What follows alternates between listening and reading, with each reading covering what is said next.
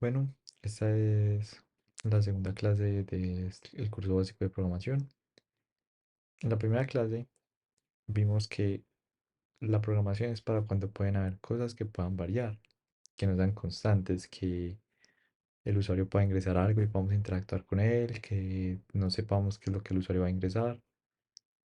Y para ese tipo de cosas nos sirven las variables. Las variables en la programación son la forma de tener información de una manera momentánea. ¿Cómo funciona? El computador tiene una memoria temporal llamada la memoria RAM. Se escribe así. Ra- mm, y esta, la que nos ayuda es a guardar información de forma temporal. Y eso nos sirve en la programación porque nosotros usamos la variable, la procesamos y la desechamos. No necesitamos guardarla permanentemente, ni mucho menos. Entonces, veamos el ejemplo de este programa que hace una suma básica. Le dan un número, hace otro número, tiene un botón sumar y saca el resultado. Entonces veamos. Este número de acá se va a guardar en una variable, más o menos así. X es igual a 25. Y este se guardará en otra, digamos que es Y. Y es igual a 80. Cuando se suman y me da el resultado, ya no me interesa tenerlo ni aquí ni aquí. Y esas variables se pueden eliminar. Es importante optimizar el uso de variables a lo máximo porque así podremos tener aplicaciones más rápidas y que consuman menos memoria, que también se traduce en velocidad. Ahora, para entender eso mejor, hay que saber cómo el computador interpreta una variable. Esta es la forma de escribir las variables en Java. Primero se escribe el tipo, no le prestamos mucha atención a esto, lo único que debemos saber es que string es que es una cadena de caracteres, o sea, varios caracteres juntos. Como es David, que tiene un carácter, dos caracteres, tres caracteres, cuatro y cinco. Entonces, la nomenclatura es el tipo de variable, en este caso tipo cadena, el nombre de la variable, en este caso pues se llama igual nombre porque es mi nombre, y el valor que tiene David, que es mi nombre. Eh, y eso, entonces el computador lo guarda, pero no lo guarda así, no lo guarda nombre, es David, no. Él lo guarda como en un cajoncito, como este de aquí, y el nombre, él lo guarda como de esta forma. Ese es el nombre del espacio en memoria. Entonces el nombre del espacio en memoria es 0x7ffff0. Esa es una forma en la que posiblemente se guarde. Y el valor es David. Pero ese David realmente el computador no lo interpreta así. Luego pasaremos a ver cómo lo interpreta. Acá es importante saber que cuando nos referimos a nombre, el computador no conoce nombre, pero él lo traduce a esto. Listo. Ok. Eh, Ahora, ¿cómo funciona el procesador? El procesador es como una mallita, como un tricky, con muchos cajoncitos. Por esos cajoncitos pasa energía o no pasa energía. Dependiendo de eso, él hace muchísimos cálculos literalmente a la velocidad de la luz porque pasa la energía por ahí. Con eso hace los cálculos y esa es la forma de procesar. O sea que el computador al final y al cabo, yéndonos a lo básico, solo entiende a punta de unos y ceros. Entonces, veamos cómo funcionan esos unos y ceros. Hay un tipo de variable que es int. Los int guardan enteros como 124. Entonces, ese 124 eh, es un número entero. Un número decimal sería pues 0.8, por ejemplo. Pero en este caso hablaremos de los enteros. Este número entero se guarda en bits. ¿Qué son bits? Bits son números binarios en sí. Entonces, por ejemplo, miremos cómo funciona un entero de 4 bits. Un entero de 4 bits tiene 4 unos o ceros. Entonces digamos acá tiene un uno, digamos acá tiene un cero, digamos acá tiene un uno y digamos acá tiene un cero. Ahora, ¿cómo sabemos qué representa cada uno de estos números? Bueno, representa el 2 a la algo. Entonces, ese 2 a la algo se ve así. Este, por ejemplo, es 2 a la cero. Este sería 2 a la uno. Este sería 2 a la 2. Y este sería 2 a la 3.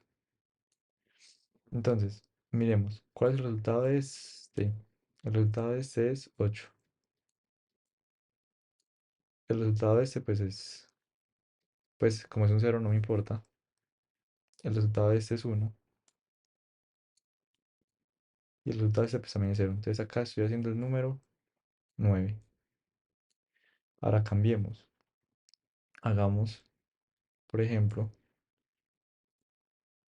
uno,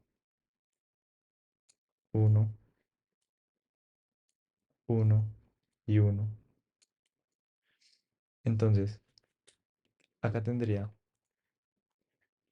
siendo este 8, este sería 2, 4, sería 2, sería uno. Eh, entonces, esto me daría el número 3, 7, 15. Esto me daría el número 15.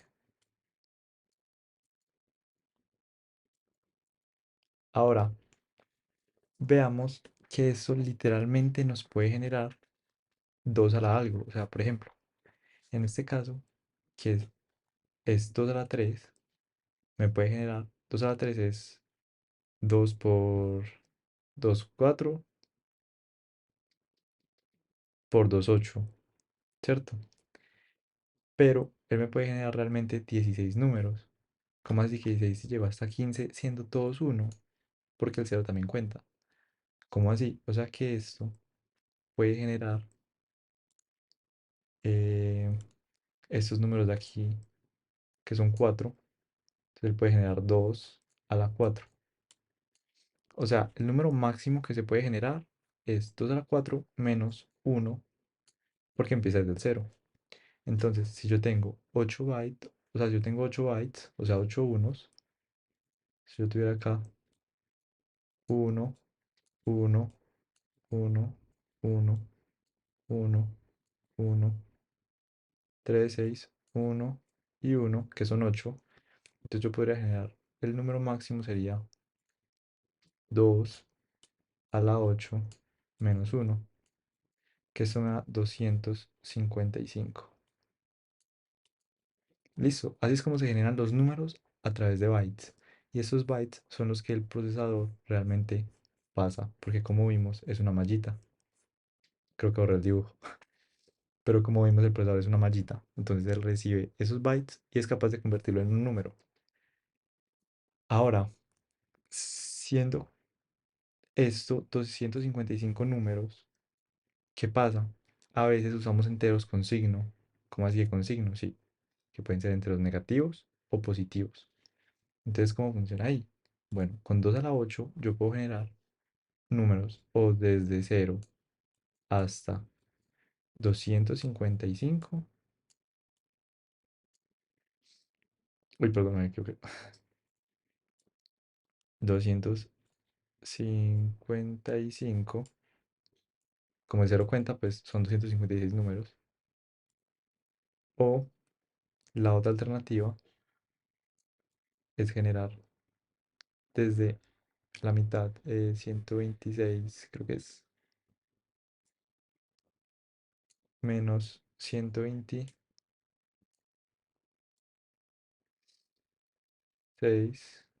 perdón, 27.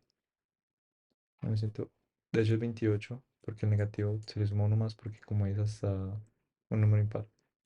128 hasta 127. Y aquí están los mismos 256 números. Pero ahora, esperen que voy a hacer bien la suma. Sí, pero ahora pues tiene negativos y tiene positivos. Listo, así es como funcionan los números enteros. Ahora, tenemos varios tipos de variables, no solo números enteros. Para eso, voy a mostrar los tipos de variables en Java. Vamos a crear primero un archivo que nos permita pues, ver esto. Entonces, aquí estamos en Visual Studio Code, le damos control N o acá file, new file, new text file o new file, como quieran. Y acá vamos a copiar pues la nomenclatura de Java que es así. Public class app, por ejemplo, public static void main string args. Listo. Esta es la nomenclatura básica para un archivo en Java. Vamos a guardarlo para que no tenga que correrlo. Y vamos a decirle que se va a llamar eh, app.java. Además de que lo quiero reemplazar, le vamos a decir que sí. Y yo por acá tengo los tipos de variables que hay en Java, pues los básicos. Están por acá. Es un error porque...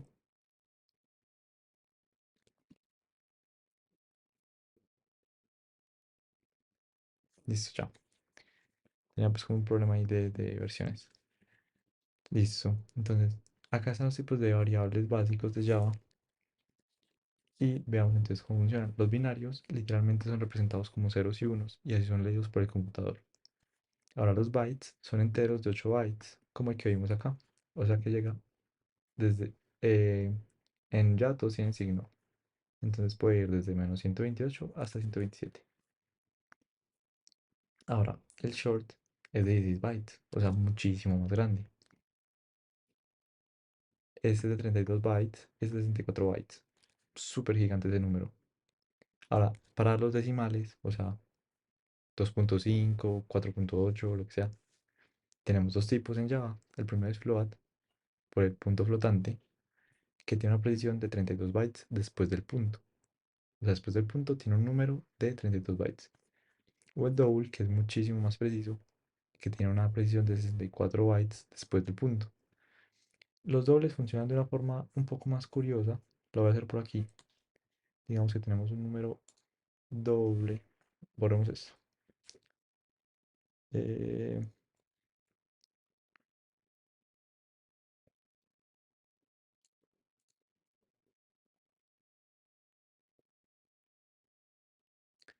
digamos que tenemos un número doble, que sería, por ejemplo, 25.8. Listo. Estos números, ¿cómo funcionan? Esto se almacena en bytes. El número, este punto, la posición de este punto también se almacena en bytes. La posición.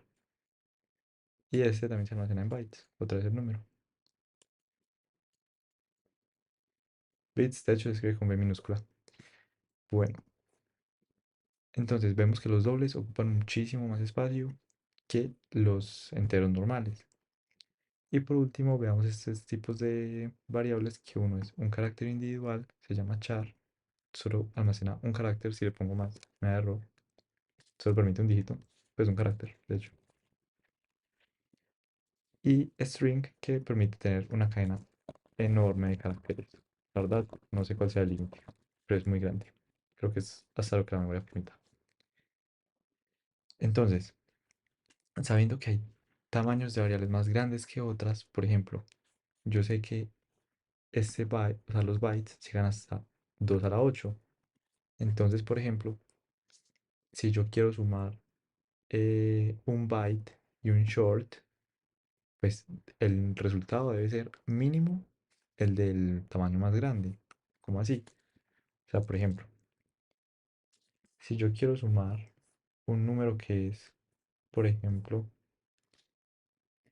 así, en, pues que representado en bytes es así, con otro que representado en bytes es así, pues mínimo el resultado debe ser de estos cuatro. No puede ser el resultado de tres. Lo mismo pasa entonces con esto. Si yo quiero sumar un byte que tiene 8 bits con un short que tiene 16 bits, el resultado debe ser mínimo short, 16 bits, no puede ser un byte. Entonces veamos ese ejemplo acá y me da un error. Byte, por ejemplo, suma es igual a edad más año actual. Esto me da un error porque me está diciendo que no puede, pues que no puede convertir un entero a un byte. Pues el error está un poquito mal especificado, pero me está diciendo pues que ese año actual, que es un short, es más grande que el byte, que no lo va a poder contener. Y lo mismo pasa, por ejemplo, con un char.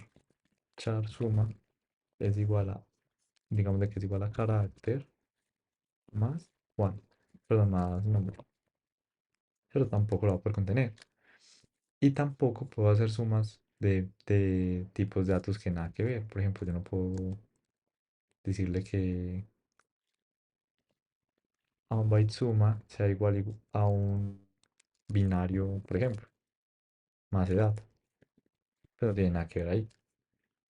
Me está diciendo que no se puede interpretar un booleano con un más, o sea, que no sabe cómo sumar un verdadero o falso. Y por otra parte, hay que saber en qué puedo tomar los resultados. Por ejemplo, yo sé que una división siempre me va a dar un double. Entonces yo no voy a decirle double, perdón, yo voy a decirle int división es igual a 2 dividido 3. Pues eso no tiene sentido. Yo sé que esto no me va a dar un entero. Entonces es muy importante para este tipo de lenguajes antiguos conocer los nombres. Pero ahora, no solo para los lenguajes antiguos, es muy importante conocer qué tipos de datos usar. ¿Por qué? Porque a veces hay aplicaciones gigantes, o sea, de verdad enormes. Por ejemplo, un banco que tiene muchísimas transacciones. Y si uno usa, por ejemplo, un long, que es por ahí 1000 veces más grande que muchísimas veces más grande que 1000, que un byte, pues, o sea, estás usando un espacio de memoria gigante para algo que puede ser súper chiquito. Y eso te va a causar problemas en la memoria.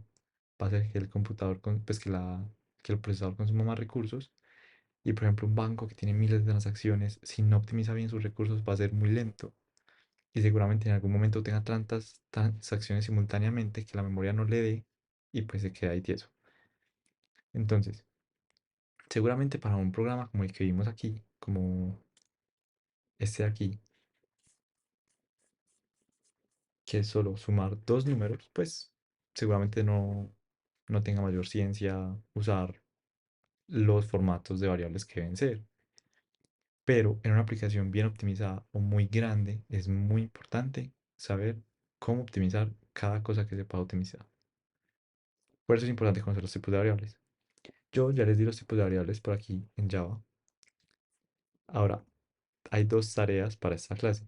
La primera es denme el equivalente en Python de, de pues, los tipos de variables que hayan en Python. En Python se escriben así.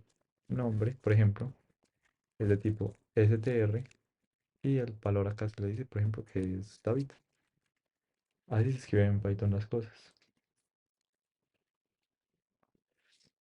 Entonces, nombre de la variable, tipo de dato y valor. Entonces, la primera tarea es enviarme los tipos de datos en Python, cuáles existen, desglosado. Y la segunda tarea es cuántos bits se necesita una variable que guardará la edad. Entonces, tener en cuenta pues que no hay personas con 1000 años de edad, ni siquiera con 200 años de edad. Entonces, ¿cuántos bits se necesitan? Y además, se debe tener en cuenta que no hay edades negativas. Entonces, no se necesita que tenga signo. Voy a dejar la tarea por acá más grande para que la vean. Y bueno, espero su respuesta prontamente. Chao, chao.